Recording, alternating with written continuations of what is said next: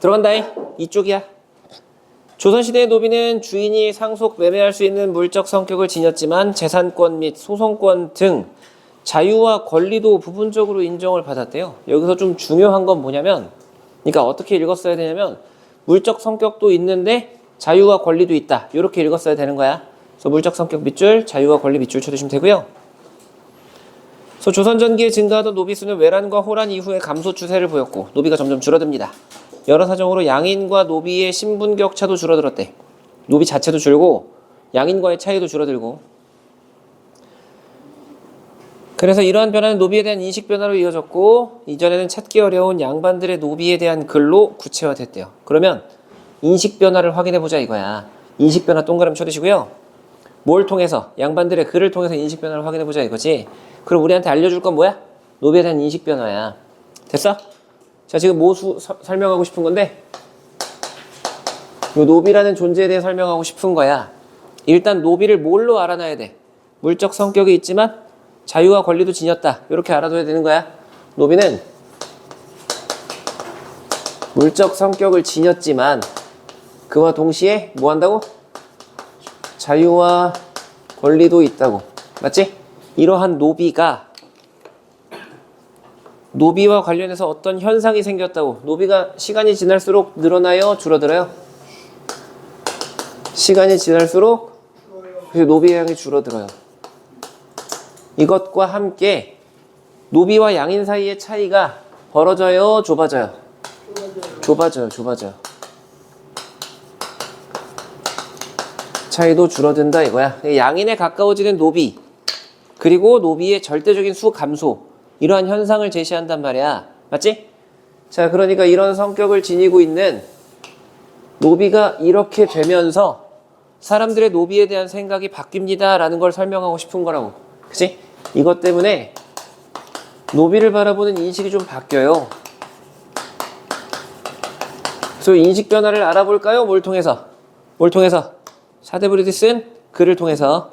이해가? 그래서 애초에 이 첫 번째 문단을 읽음에 있어서 정보가 세 가지 층위로 나눠진다라고 이해를 했어야 돼. 맨 처음에 노비라는 존재가 어떤 존재인지를 시작점에 알려주는 거야. 맞죠? 노비라는 존재는 이러함과 저러함을 동시에 지닌 존재다. 그리고 그 노비와 관련해서 사회적으로 어떤 현상이 있었는지를 보여주는 거야. 시간이 흐름에 따라서 노비가 점점 줄어들던데요. 그리고 그 노비 양인이랑 별반 차이가 없어지던데요.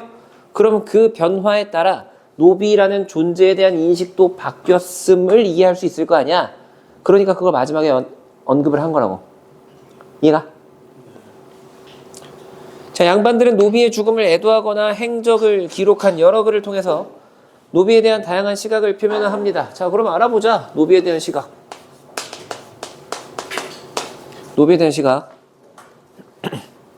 충성스러운 노비를 충이라는 성리학적 이념을 투사해서 칭송하기도 하고, 작고 연약한 존재로 형상화한 시선은 주인이 노비를 대하는 온정적 차원에 머물러 있기도 했대요. 그러면 충성스러운 노비 밑줄, 그리고 작고 연약한 존재 밑줄. 그래서 노비의 의연한 행동과 의지를 강조하면서 노비의 불평등한 여건에 처지는 거론하지 않았다. 이게 중요한 거네.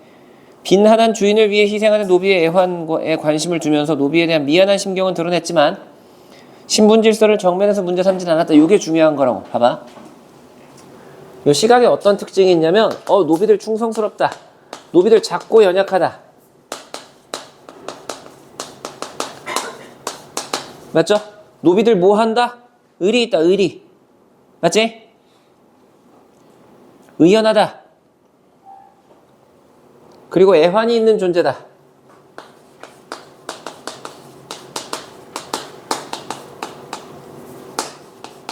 이렇게. 이게 보여주는 게 노비에 대한 관심이 늘었다는 거야. 맞잖아. 노비에 대한 관심. 이런저런 시각이 드러났어요. 그리고 이거 혹은 이거 사이에 어떤 관련성이 보이는 것도 아니야. 이렇게 본 글도 있고 저렇게 본 글도 있고 이렇게 본 글도 있었다 이거지. 행적을 기록한 글에 아니면 죽음을 애도하는 글에. 그런데 얘네가 이렇게 노비에 관심을 가지면서도 뭐 얘기는 절대 안 하더라. 불평등 얘기는 안 하더라.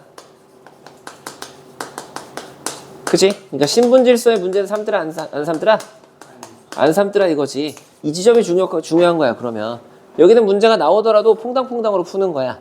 왜냐면 어떤 사실관계를 설명한 게 아니잖아요. 이런저런 시선을 번호 매길 수 있는 성격의 시선들을 그냥 병렬적으로 나열한 것에 불과한 거잖아. 그치? 여기서 그러니까 사실관계라 하면 여기에 있는 거야. 여기. 이것들이 관심은 가지면서도 그 처우에는 처우 개선에 대해서는 얘기를 안 하네. 신분이라는 본질을 안 건드리네. 이 지점이 중요한 거라고. 알아들어? 그래서 그렇게 읽었어야 되는 부분이야. 이 대목은 당시에 여러분들이 시험을 칠 때 제대로 봤어 얘들아? 시험? 역시나 대답이 없죠. 자 볼게요. 이러한 양반들의 시각과 달리 실학자 이익은 다른 각도에서 노비 문제에 접근합니다. 자 그러면 요게 누구의 시각이야? 양반들의 시각이라 이거지. 그치? 그 지점이랑 다른 사람 하나를 소개할 거래. 누구야? 실학자 이익이라 이거야. 이익. 이익이라는 사람은 기본적으로 다른 생각으로 접근했다고. 어떻게 봤길래? 인간의 힘으로 어쩔 수 없는 천명이 있고 천체의 운행에 따라 기륭을 점치는 영역인 성명이 있고, 성은 별성자야. 점성술 말하는 거야. 시세에 따라 인간의 힘이 관여하는 조명으로 운명을 나눴대요. 운명이라는 걸 세 가지로 나누네. 무슨 운명, 무슨 운명이 있는 거야? 천명, 성명, 그리고 조명이 있는 거. 조명. 운명을 이렇게 세 가지로 나눴다 이거지. 맞죠? 운명을 세 가지로.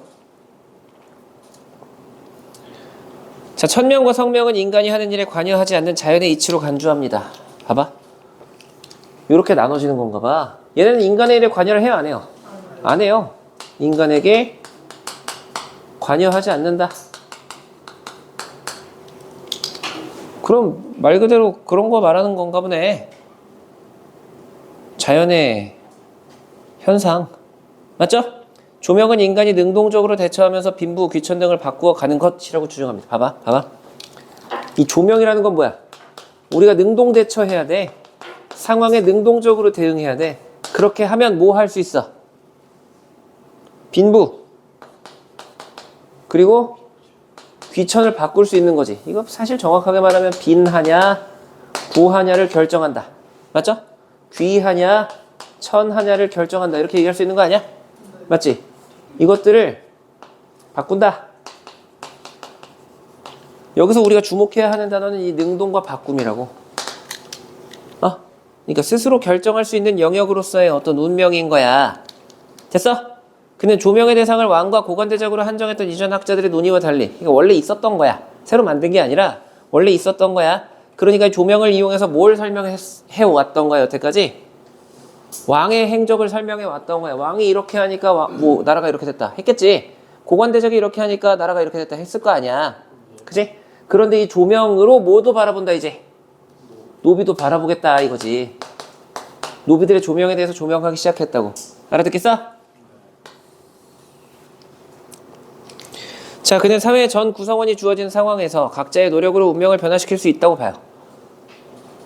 전 구성원이 주어진 상황 안에서 노력으로 운명을 변화시킬 수 있다. 이거 너무 맞는 말이지. 능동적으로 대처하면 바꿔지는 거라며. 알아들었어? 능동적으로 대처하면 바꿔지는 거라며. 그러면 사회 전 구성원, 여기에 노비를 포함했다는 얘기는 사회 전 구성원이라는 얘기를 지금 하는 건가 봐. 노비도 사회 구성원이니까. 맞죠? 이게 사회 전 구성원을 얘기하는 거라고. 누구든 뭐 할 수 있다. 자기의 운명을 결정할 수 있다. 이런 얘기를 하는 거야. 알아들어? 신분은 세습이 아닌 개인의 재주와 덕행에 따라 결정되어야 한다고 보는 거지. 자, 그러니까 이렇게 했다는 건 말하자면 신분을 결정하는 건 뭐여야 된다? 세습이면 된다, 안 된다? 안 된다. 그럼 뭘로 결정해야 되는 거야? 재주, 능력, 덕행, 성격이라고. 알겠죠? 이게 능력과 성격이라고 얘기하면 조금 쉬워지니까 재주와 덕행이라는 단어로 바꿔 쓴 것 같아요. 재주는 능력이잖아. 어느 정도의 능력을 가지고 있느냐에 따라 신분을 결정하자. 그죠? 어느 정도의 도덕성을 가지고 있는지에 따라서 신분을 결정하자 이렇게 얘기하는 거 아니야? 알아들어? 그러면 아빠 양반이라고 나 양반 되는 거 아니래? 아빠 노비라고 나 노비 되는 거 아니고. 이해가? 좋아. 자, 그래서 그는 노비의 매매와 세습을 금지하면 노비가 점차 사라질 거라고 주장합니다. 왜? 노비들이 스스로 열심히 해서 노비라는 어떤 자신의 빈부와 귀천 상태에서 벗어나고자 했을 거기 때문에. 그죠? 그러니까 노비는 뭐 하면? 세습을 금지하면 점점 줄어들 거다. 맞지? 이처럼 그는 양반 중심의 사회에서 벗어나 모두에게 기회를 개방하고자 했다. 라를 이제 말하자면 모두에게 기회를 개방하는 거다라고 얘기할 수 있는 거지. 그치? 사회의 전 구성원이 자신의 조명을 바꿀 수 있다라고 얘기하는 건 신분은 세습으로 결정돼서는 안 되고 재주와 덕행으로 결정돼야 된다. 바꿔 말하면 노비를 포함한 모두는 기회를 가져야 된다 이 얘기를 하는 거란 말이야. 그에게 인간 삶의 변화는 각자가 감당해야 할 몫이었고 각자가 알아서 결정하는 거야. 누가 해주는 거야? 아니야. 누가 해주는 거 아니야. 국가는 판만 깔아주는 거지. 최소한의 기반만 보장해 주는 거야. 최소한의 기반 보장 밑줄 쳐주시고요. 이게 세습하면 불평등해지니까 세습은 금지해 주자. 누가? 나라가 를 말하는 거라고. 알겠지? 그래서 그걸 그런 식으로 추론했어야 될 것 같아요. 이번에 추론을 좀 물어봤더라. 보통 잘 안 하는 짓인데. 그래서 최소한의 기반을 보장해주고 밑에다가 세습 금지라고 적어두시면 돼요.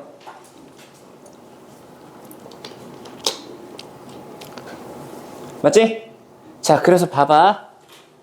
요렇게 하는 게 누가 해야 되는 거야? 국가가 해야 되는 거야. 국가가 뭘 한다고 얘기할 수 있는 거야? 최소한의 기반 보장. 그치? 이게 국가가 최소 기반을 보장하는 거야. 그치? 자, 그리고 이건 말하자면 뭘 어떻게 하는 거다? 기회를 개방하는 거다. 그치? 사람들에게 기회를 개방하는 거고요. 맞지? 요렇게 보는 건 네 팔자는 누가 결정하는 거다? 네가 결정하는 거다. 운명은 뭐다? 개인의 몫이다 이거지. 운명은 개인의 몫. 됐어? 자, 그러니까 같은 대상을 조금 다른 각도에서 여러 번에 걸쳐서 설명했다고 볼 수 있는 거야. 이해 가죠? 그리고 여기는 좀 추론이 필요했어요. 이걸 좀 자세히 얘기를 안 해줬더라고. 이거 세습을 금지해주자라는 내용이야. 알아듣겠지? 자, 가만 보고 대응할 수 있는 문항이 하나 있어요. 그걸 지금 같이 봅니다. 5번이죠? 기억이 뭐야? 양반들의 노비에 대한 글이야. 1번 지배층의 이념에 따라 행동한 노비들. 지배층의 이념 밑줄 쳐주시고 뭔데요? 이념. 양반들이 따랐던 이념 뭐야? 성리학. 맞아요. 성리학적 이념으로서 뭐가 나왔대? 충이 나왔대. 충이. 맞는 말. 자, 2번 노비와 양인의 신분 격차가 줄어들면서 노비들이 갖게 된 인식을, 노비들이 갖게 된 생각이 여기 나오는 거야? 노비들에 대한 사람들의 생각이 나오는 거지. 그러니까 2번이 적절하지 못한 거죠. 됐어? 요거는 맞힐만 했다. 그지? 3번 양반이 노비를 따뜻한 시선으로 바라보며 그들을 약자로 여기는 태도를 반영했다. 이거 말하는 거네. 작고 연약함. 이렇게 나온다고 선지가 나오자면 그러면 이거 그 부분 확인해야겠다라고 해서 한번 읽어보면 되는 거야. 4번 노비의 애환에 주의를 기울이면서도 그러한 상황이 발생하게 된 근본적인 원인. 봐봐, 이거 물어보잖아. 이거 맞죠? 이건 안 건드렸다고 물어보고 있지. 5번 굳센 의지를 지닌 노비의 행동을 부각하면서 노비가 처한 불평등한 현실은 언급하지 않았다. 역시나 마찬가지죠. 여기는 언급하지 않았다라는 방향으로 선지가 구성되어 있는 거 보이지? 이렇게 물어보는 거야. 자, 이제 나 볼 겁니다. 나. 또 이렇게 피곤해하냐? 10분 쉬고 할게요.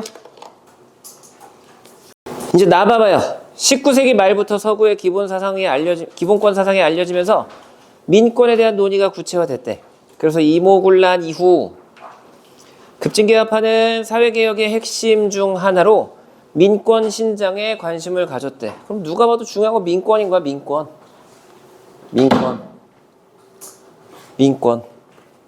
신장은 키운다는 얘기죠. 6.1주는 근대국민 국가 달성을 위해서 필요한 존재로 민에 주목합니다. 그는 민에게는 절대적인 천부인권 외에 사회계약에 의한 상대적 권리인 인위적 권리가 있고 두 권리를 실질적으로 보장하려면 근대적인 법률의 제정과 시행이 필수적이다. 이렇게 얘기했나 봐. 자, 봐봐. 지금 뭐에 관해 설명하고 싶은 거야?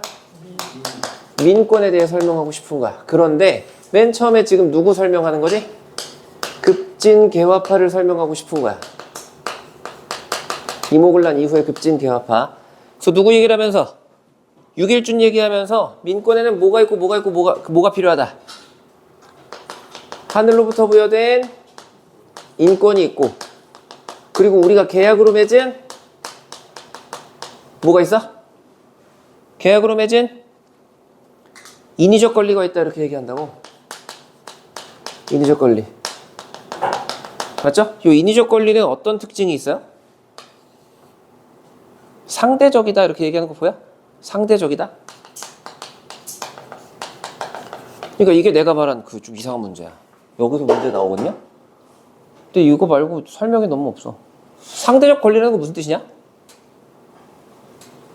상대적 권리라는 거. 상대적 권리라는 게 무슨 뜻이야? 상대와 비교했을 때 결정된다는 얘기 아니에요? 그죠? 무언가와 비교했을 때 결정된다는 얘기야.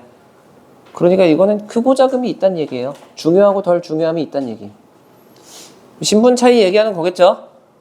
가에 신분 얘기가 나와 있으니까, 노비 얘기가 나와 있으니까 이걸 뭐 상대적 권리 정도로만 언급했다라고 얘기하는 건 뭐 말하자면 그렇다고 치는데 너무 여기서 문제 나오거든요. 어쨌든 이 인위적 권리는 뭐야? 인간들끼리 결정한 거야. 근데 어떤 성격이 있어? 상대적이라는 성격이 있는 거라고. 권리가 절대적이지 않아. 모두에게 평등하지 않아. 얘는 좀 많은 권리, 얘는 좀 적은 권리를 지니고 있다고. 됐지? 자, 그리고 요게 이 두 가지가 지켜지려면, 이 천부한 인권과 계약에 따른 인위적 권리가 지켜지려면 뭐가 있어야 된다? 그치, 근대적 법이 있어야 된다. 법이 제정되고 법이 시행돼야 된다. 뭐 이런 얘기를 하는 거죠. 됐지?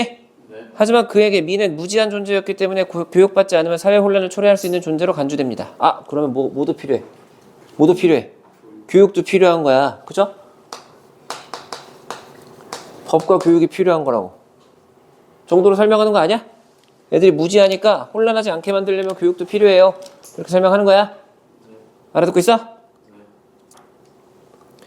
하지만 박영효는 여기 얘가 6일준이야. 6일준. 2명 나올 줄도 몰랐어 또. 그치?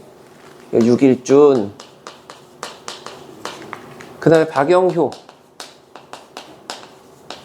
박영효는 뭐래요? 민권이 보장되지 않으면 국권도 위태롭다. 그리고 민의 자유와 권리는 법을 통해서만 존재 가능하고 법을 지킬 때만 보호받을 수 있다. 봐봐. 민권이 있잖아. 맞죠? 그게 법을 통해서만 존재할 수 있는 거래. 맞죠? 자, 근데 민권을 보장해야만 국권도 보장이 되는 거야. 그만큼 중요한 건데 민권은 누가 보장해줘? 법이 보장해 주는 거야. 맞죠? 그러니까 뭐 할 때만 보호하자. 뭐 할 때만. 법을 지킬 때만 보호하자. 그죠? 그러니까 이 민권을 가진 사람들 있잖아요. 가진 사람들 중에서 누구만? 법을 지키는 사람들만. 법을 지키는 사람들만. 민권을 가진 사람 중에서 법을 지키는 사람들. 뭐라 그러냐? 지키는 사람들. 그치?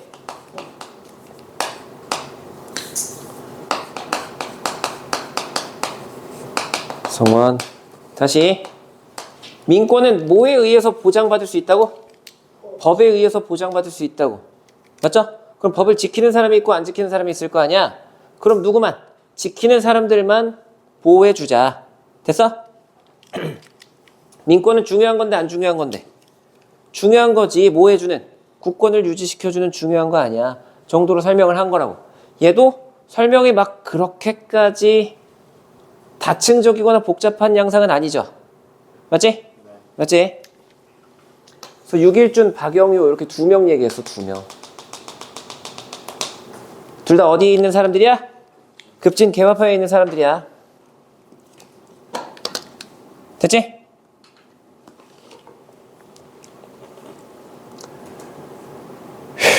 김윤식을 비롯한 온건개화파. 이제 급진개화파 말고 누구 얘기하는데? 온건개화파 얘기할 거래. 온건개화파. 국가의 노비 세습 금지령 공포에 전적으로 지지한다. 뭐한다? 세습 금지를 지지해요. 그죠? 노비 세습 불가. 환영합니다. 지지해요. 하는 거야. 근데 인간은 타고난 능력에 따라 귀천이 생기고 이에 따라 불임을 받는 것이 정당하다고 주장합니다. 이게 뭐야? 타고난 능력이 있어. 여러분들 타고났다라고 하면 선천적이라고 떠올릴 줄 알아야 돼. 맞죠? 선천적으로 결정된 무언가에 따라서 뭐 돼야 된대요? 귀천이 생긴다. 그죠? 이 타고난 능력, 선천적인 거에 따라서 귀천이 생긴다. 그래서 천하면 뭐 해도 되는 거야? 불임받아도 되는 거야. 불임받는다는 게 그 막 명령에 따르고 하는 거죠. 지시에 따르고. 이게 뭐야? 서로 안 맞는데? 맞죠? 얘는 평등이야, 평등. 얘는 차별이고. 그러니까 서로 상충한다고. 맞지? 양면적 태도를 보인다. 아, 그러니까 양면적이네. 양면적이다. 이렇게 설명할 수 있는 거야. 여기까지도 읽을만 해요. 여기서 안 어려운 줄 알았다가 꽤 어려운 지점은 이거야, 이거. 상대적 권리 5글자. 알겠죠? 안 어려운 줄 알았다가 꽤 어려운 지점은 상대적 권리 5글자밖에 없어. 자, 민권에 관한 개화파의 주장은 개화파? 요 급진개화파랑 온건개화파 말하는 거네. 여러 상황과 맞물려서 갑오개혁의 신분 폐지라는 법제상 조치로 이어집니다. 그래서 노비는 잔존했고요. 평등은 하늘이 준 권리임을 근거로 노비 소유와 매매를 독립협회는 거기에 대해서 비판을 했대요. 차별도 있었고. 봐봐. 이 급진개화파랑 온건개화파의 이러한 논의 덕분에 뭐가 어떻게 됐대? 갑오개혁에. 그랬지. 갑오개혁에 신분제가 철폐가 됐대요. 이 신분제 없어. 그죠? 제도적으로 신분제는 폐지가 됐는데 그렇다고 차별이 없었어? 아니야. 차별은 계속 있었대. 그죠? 차별은 지속됐대. 그래서 차별이 지속되는 사람들이 뭐 했대? 노비를 세습하고 매매했다잖아. 맞죠? 어디 갔냐? 노비는 세습 이런 얘기 없기도 하구나. 노비가 잔존했다 이렇게 나오는 거지. 뒤 밑에 나온다. 소유와 매매. 그래서 여기에 대해서 독립협회가 어마어마하게 막 비난을 하는 거지. 내가 비판을 했다. 이렇게 설명할 수 있는 거야. 이런 결과로 이어졌다. 하지만 현실은 이랬다. 제도와 현실 사이의 차이를 중심으로 사실관계를 확인했으면 될 것 같은데? 맞죠? 자, 그 다음 일제강점기야 하는 순간 시대가 바뀌었네. 그러니까 이런 논의가 있었고, 그지? 그에 따라 갑오개혁의 이런 결과로 이어졌고, 그 다음 일제강점기엔 어떤가 볼까요? 라는 방식으로 지금 시간의 흐름에 따라 무언가를 전달하고 있는 거라고. 이렇게 시간의 흐름에 따라서. 알아듣겠어? 알겠죠? 그거 눈치채는 것도 문제로 하나 물어보니까 좀 중요했었던 것 같고요. 신분차별이 이어지는 가운데 차별받은 백정들이 인권 존중을 요구하는 형평운동이 전개됐습니다. 요게 3월 모의고사에 보기에 나왔던 내용이더만. 너네 기억나요? 백정들이 자기 애들 학교 못 다니게 했다고. 그죠? 뭐야? 왜 날 기대하게 만들어? 밀당을 있었잖아. 네. 백정들이 자기 애들 학교 못 보내게 했다고 막 들고 일어나고 사회운동 일어났었던 거. 네. 맞죠? 개념이 뭐더라? 개념이랑 같이 얘기하면 진짜 알 것 같은데. 개념 뭐였지 그거? 어떤 부분에서 나왔었지? 맞는 것 아닌데? 시민부분 아니야. 주격나 목적격나 그거였나? 맞는 것 같아. 맞는 것 같아. 뭐래? 아하. 자, 어쨌든 그래서 백정들이 인권 존중하는 형평운동이 전개됐대. 23년에 경남 진주에서 형평사가 조직돼서 운동이 시작됐대요. 경제적 부를 쌓은 백정들과 사회운동가들이 결합해서 본격화됐대요. 어디서? 진주에서. 이제 이거 이름이 뭐더라? 형평운동 맞죠? 형평운동. 시기는 언제야? 23년. 그러니까 어떤 시기죠? 일제강점기지. 이때 누구랑? 백정들이랑 누가 결합해서? 사회운동가. 이때도 운동가가 있었다는 게 좀 놀랍죠. 그치? 근데 백정들의 특징으로 뭘 제시해요? 경제적인 능력이 좋았다. 맞죠? 경제적 부를 축적했다 이런 얘기 나오지. 백정들 부자였나 봐. 맞죠? 자, 이후 대중의 호응을 이끌면서 전국화됐대요. 이러한 바가 대중의 호응을 얻었대. 맞죠? 대중의 호응. 대중들이 그래 백정들을 차별하지 말자. 사실 사람들이 차별했을 텐데, 그지? 이 운동은 인간의 존엄성과 평등을 이루는 인권운동이자 참여자들에게 실질적인 혜택을 제공하는, 이것도 좀 세게 물어봤어요. 여기 밑줄 쳐야 돼. 참여자들에게 실질적인 혜택을 제공한다. 참여자들 누구 말하는 거야? 참여자들? 백정, 또 사회운동가. 실질적 혜택을 제공하는 공동체 운동의 성격을 지녔대요. 공동체 운동이라는 건 우리한테 좋은 거. 맞죠? 그리고 이 운동의 도화선이 교육차별이었던 만큼 이 대목을 우리가 잘 몰라. 교육차별에서 시작됐다는 사실을 모르잖아요. 근데 3월 모의고사 풀었으면 아는 거지. 약간 이상하게 연계된 것 같아. 그래서 여기 좀 이상했어요. 나 수특에서 본 줄 알고 야 이거 수특 연계 아니냐? 수특에서 이런 거 보지 않았어? 했었더니 가만 생각해보니까 애들이 3월 모의고사래. 그래서 소양을 갖춰야 한다는 인식에 따라 교육 활동이 펼쳐지기도 했대요. 이거는 그 다음 스텝이잖아. 사회적 대우를 받으려면 똑똑해야 한다. 그 다음 스텝이라고. 맞지? 자, 봐봐. 이 백정들과 사회운동가가 이끌었던 형평운동은 대중의 호응을 받으면서 어떤 성격의 운동을 한 거야? 인권운동. 그치? 이거는 말하자면 인권운동이자 한편으로 뭐야? 공동체 운동이야. 근데 공동체 운동이 뭔데? 공동체 운동이 뭐야? 누가 좋은 거? 누구한테 좋은? 야, 공동체 운동 대표적으로 파업이 있어. 파업이. 공동체 운동. 예를 들어서 봐. 삼성전자 노조가 파업하면 우리한테 좋나? 안 좋지. 그러니까 좋고 안 좋고가 아니라 우리랑 상관이 없지. 누구만 좋아? 거기서 파업한 사람들만 좋을 거 아니야. 협상이 잘 되면. 무슨 얘기인지 알아? 거기서 파업했다고 해서 이제 나한테 직접적으로 오는 피해나 나에게 직접적으로 오는 이득은 없다고. 근데 인권운동이, 학생 인권운동이 빛을 발해서 너네 학교에서 요즘 핸드폰 걷어가나? 이제 안 걷어가는 걸로 결정됐대. 그거 인권에 너무 침해적이라서. 그럼 여러분들에게 영향이 있지. 좋고 나쁨을 떠나서 영향이 있잖아. 무슨 얘기인지 알아? 그러니까 인권운동은 전 사회 구성원에게 영향을 주는 거야. 모두에게. 공동체 운동은 거기 속한 사람들에게만 영향이 가는 거라고. 이해가? 이것도 한 줄짜리. 설명 자체가 한 줄짜리잖아. 맞지? 이거는 뭐 하는 거라고? 참여자에게 실질적인 혜택이 돌아가는 거라고. 그치? 그러니까 공동체 운동이라는 개념어를 너네가 기존에 알고 있었어? 알고 있었으면 이건 너무 당연한 얘기긴 해. 이건. 근데 몰랐으면 이 특징을 기억했어야 돼. 이 타이밍을 이 한 줄짜리 읽으면서 기억했어야 되는 정보야. 쉽지 않았죠? 그죠? 됐지? 그 다음에 요렇게 하면서 형평운동은 요렇게 된 건데 그 형평운동이 뭘로 이어졌대?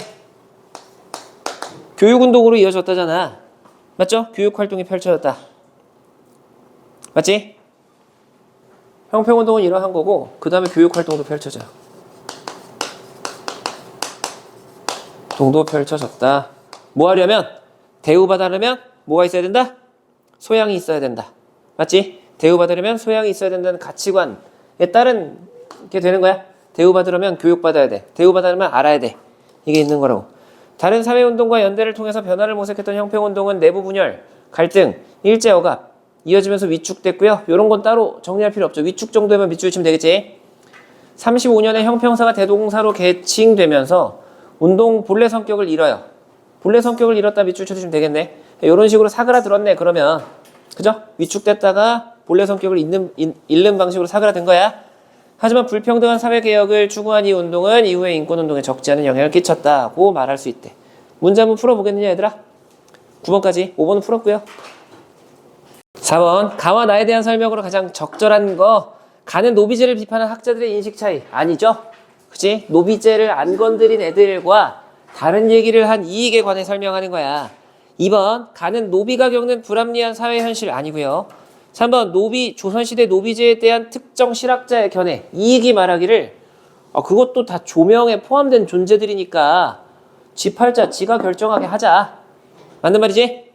나는 민권에 관한 논의가 전개된 역사적 흐름. 그래, 시간의 흐름에 따라 전개가 된다니까. 그러니까 3번이 정답이 되는 거야. 4번, 5번 안 읽어도 될 것 같고요. 5번 풀었고 6번 봐봐. 가나가 서로에게 할 수 있는 비판에 대한 이해로 가장 적절한 걸 골라들. 가가 누구야? 가가 이익이고요. 나는요? 6일준이야. 6일준. 6일준이 한 말이 별게 없어. 법이 바탕이 돼야 되고 사람들이 멍청하면 안 되니까 교육이 동반돼야 되고, 그치? 하늘이 부여한 인권이 있고 계약에 따른 인권이 있다. 요 대목 얘기했다고. 1번 봐봐. 가는 나가 인간에 대한 차별적 시선을 가지고 있다는 점 비판하겠군. 이거 맞아 보이나 틀려 보이냐? 이거 맞아 보여 틀려 보여? 틀려 보여요. 이게 정답이야.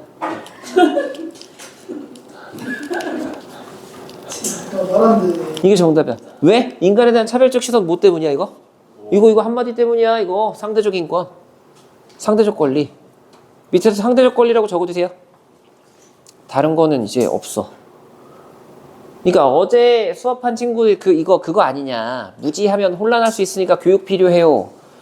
에 대해서 말한 거 아니냐 이거잖아. 무지하면 혼란하니까 교육 필요해는 차별적 시선이야? 아니죠. 모두에게 교육해야 된다는 소리인 거지.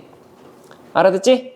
그 지점을 가지고 정답을 고르면 안 되고요. 요거 하나 가지고 골라야 되는 거야. 상대적인 권리. 근데 그러기엔 문제가 너무 추론이 세게 나오지 않았냐 이거야 내 말은. 아닌가? 그래 내가 멍청해진 건가? 2번 가는 나가 인간에 대한 교육의 필요성을 고려하지 않아. 사실이 아니죠. 교육의 필요성을 인정했지. 그죠? 교육을 중시했잖아. 틀렸고요. 3번 가는 나가 국가의 기본 체제를 제시하지 않고 개혁을 논의했다는 점 비판했대. 국가의 기본 체제를 제시하지 않고 개혁을 논의했다라는 건 제도를 건드리지 않았다는 얘기야. 맞지? 근데 나는 무슨 얘기했어? 법이 제정되고 법이 시행돼야만 한다는 얘기를 했지. 그러니까 너네 기본 체제를 왜 제시를 안 하니? 라는 건 적절하지 않은 거야. 그와 관련됐거나 그와 대단히 밀접한 얘기를 했다는 사실이 있는 거라고. 맞죠? 네. 그렇게 치면 가는 뭐 그거 얘기했어? 국가 기본 체제 제시하고 어쩌고 저쩌고 제시를 해야 된다 이런 얘기 했어? 한 얘기는 이것밖에 없어. 세습 금지해라. 그치? 세습 금지해라가 국가의 기본 체제 제시해라. 이거 기본 체제다 라고 말하기엔 또 민망한 거 아니야. 그죠? 그러니까 첫 번째로 3번이 정답이 될 수 없는 이유는요. 가가 국가의 기본 체제를 제시해야 한다는 견해를 갖췄다고 보기가 좀 조심스러워. 두 번째로 나가 그거와 관련해서 아예 아무런 얘기도 안 했다고 말하기도 어렵고. 맞죠? 전제로서 법 어쩌고저쩌고 얘기를 했단 말이야. 그러니까 3번은 정답이 될 수가 없어요. 근데 우리는 어때? 모르는 얘기 써있으면 일단 이게 맞겠거니. 내가 모르니까 이게 맞을 거야. 이 생각을 하는 경향이 있단 말이야. 알겠지? 그때 한 차례 더 생각해주는 태도가 필요한 거야. 그치? 그러니까 내가 기억하는 혹은 내가 지금 다시 살펴보는 내용 중에 이 국가의 기본 체제와 관련됐다고 여길 수 있을 만한 게 뭐냐라는 걸 한번 따져봤어야 된다고. 문제를 푸는 지금 단계였다면. 4번 나는 가가 국가의 개입을 강조해서 개인의 발전 기회를 차단한다는 점 비판했대. 가가 국가의 개입을 강조해서 발전 기회를 차단했다고? 무슨 소리야. 개인의 몫이라 그랬는데. 맞잖아요. 다 지가 알아서 하는 거지라 그랬잖아. 나라는 뭐만 해주는 거야? 세습만 금지시켜줘. 나머진 지가 다 결정하게 라고 얘기했다고. 그게 무슨 국가의 개입을 강조하는 거야. 그러니까 2번이랑 4번은 절대로 안 골랐어야 돼요. 여러분. 3번이야 그렇다 치고 2번이랑 4번은 절대로 안 골랐어야 된다고. 5번 나는 가가 인간이 태어날 때부터 정해져 있는 자연적 이치를 언급하지 않았다는 점 비판했대. 어? 태어날 때부터 정해져 있는 자연적 이치를 왜 언급을 안 해? 천명성명 얘기를 했는데. 그죠? 그러니까 인간의 삶에 관여하지 않는 자연적 이치에 관해서 얘기했잖아요. 그거는 인간이 태어났든 인간이 태어나지 않았든 결정되어 있는 바가 있는 거라며. 인간이 결정할 수 있는 건 조명이라며. 그럼 다 얘기했지. 맞죠? 근데 태어날 때부터 라고 얘기하면 뭐라고 오해할 만하냐면 인간의 운명이 태어날 때부터 정해져 있다 이렇게. 그죠? 인간의 운명이 태어날 때부터 정해져 있는 걸로 오해하기 쉬워. 근데 얘가 지금 그런 얘기를 하는 게 아니라니까. 자연적 이치는 정해져 있다. 가는 틀림없이 그런 얘기를 했어. 그리고 나가 그런 비판을 하기에도 부적절해요. 그잖아.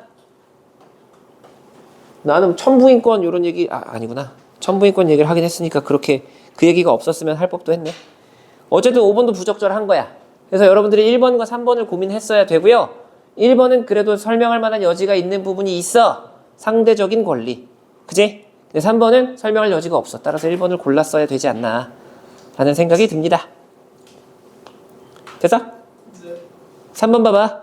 1번 형평사를 중심으로 개인의 소양에 따라 사회적 대우가 달라지는 부당함을 비판했다. 이거 좀 이상하지 않아? 네. 개인의 소양이 필요해. 왜? 소양에 따라 사회적인 대우가 달라지니까. 그래서 뭐 해? 교육해. 그러면 그러한 현실이 있음을 고려해서 교육을 중시한 거지. 야, 왜 소양에 따라 달리 대우하냐? 라고 비판하고자 한 건 아니잖아요. 알아들어? 2번 백정에 대한 차별 문제 해결과 형평사 회원들에게 도움을 주는 활동. 이게 뭔데? 공동체 운동의 성격 말하는 거 아니야? 참여자에게 실질적인 혜택을 주는 거. 따라서 2번이 정답이에요. 됐어? 3번 백정들이 처한 경제적 불평등. 아니야. 백정들 돈 많다며. 4번 형평사가 대동사로 계층되면서 교육을 통해. 아니지. 교육운동을 형평사가 주관을 했고 나중에 계층되면서 성격을 잃었다. 이렇게 설명하는 거지. 일제의 억압으로 발생한 불합리한 처우를 개선하기. 불합리한 처우가 일제의 억압 때문이야? 아니잖아. 백정이라서잖아. 백정이라서. 일제의 억압 때문이 아니고요. 이해가지? 8번 봐봐. 서양의 고대 사상가들은 대체로 노예제의 정당성을 인정했대요. 대표적으로 아리스토텔레스는 본래부터 심사숙고 능력이 없는 노예는 시민과 구별해서 철저하게 정치에서 배제해야 돼. 그래서 계몽주의 시대 이후에 사회의 공리를 극대화하지 않는 모든 제도와 법률의 근본 개혁을 촉구하며 노예를 해방해야 한다는 주장이 제기됐대요. 그럼 노예는 공리를 극대화하지 않는 제도인 거야. 맞죠? 노예의 세모 쳐두시고 공리 극대화 X라고 적어놔. 계몽주의 때는 얘가 공리를 극대화하지 않는 제도로 여겨진 거야. 그러니까 없애버려라. 그리고 유럽 각국의 식민 지배에 따라 노예를 사고 파는 무역, 노예 무역이 본격화되는 가운데 노예들의 빼앗긴 자유를 회복시키자는 노예 해방론이 제기됩니다. 맞죠? 노예 무역. 여기에 대해서는 해방, 그죠? 해방론.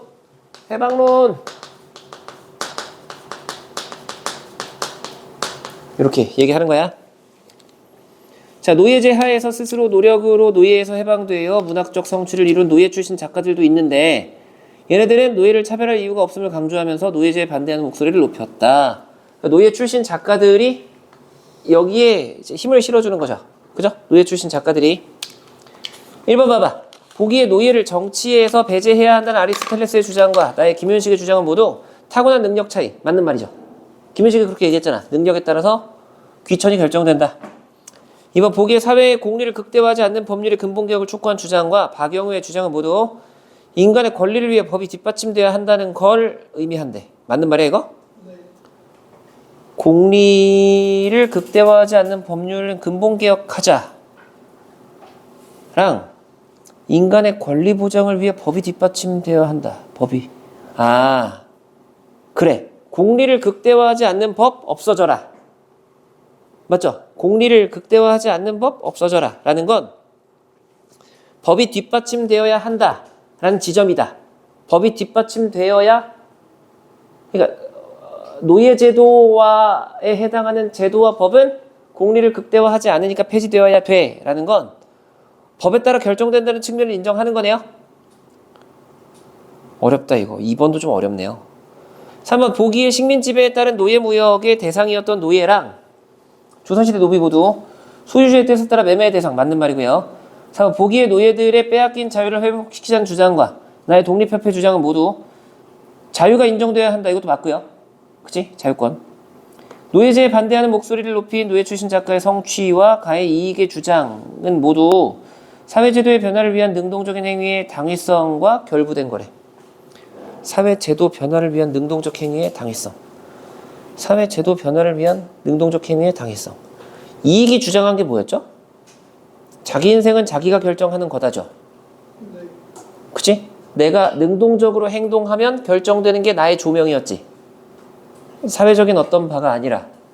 그러니까 사회 제도의 변화를 내가 능동적으로 바꿔야 한다를 이익은 주장한 적이 없어. 그러니까 5번이 정답이야. 됐어? 이거 2번이 좀 빡세네. 공리 한 단어 얘기해놓고 권리 보장을 위해서 법이 뒷받침되어야 한다. 맞죠? 근데 이제 노예제 폐지의 근거가 모든 공리를 극대화하지 않는 제도와 법률의 개혁이니까 법에 따라 결정되는 측면이 있다 라고 설명하는 바는 큰 틀 안에서 맞는 거네요. 9번은요? 마음을 두다 갔던데 4번이 정답이에요. 맞춰도 되지 않을까? 마치겠습니다.